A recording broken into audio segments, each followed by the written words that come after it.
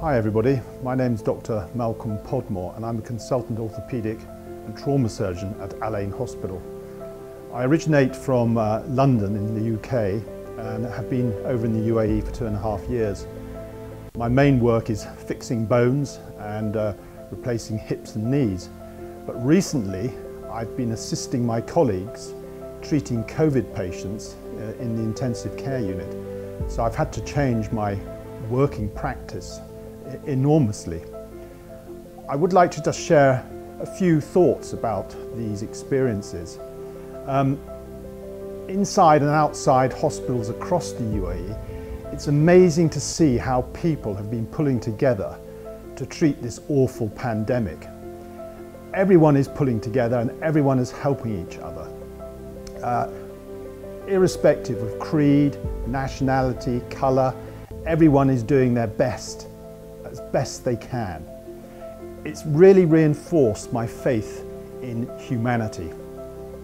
I've always been a firm believer that good communication is a very important aspect of being a doctor.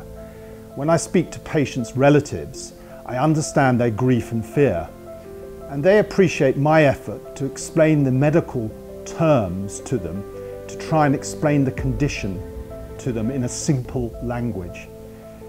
This has given me a chance to sit back and reflect about patients' families and the information they want. I feel that as doctors we really should always think about communicating in simple terms to patients and relatives.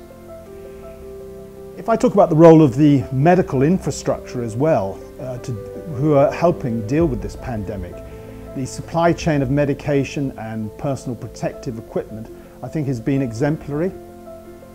It's an extremely good effort on the part of everyone in this nation in trying to save lives and make lives better in this COVID pandemic.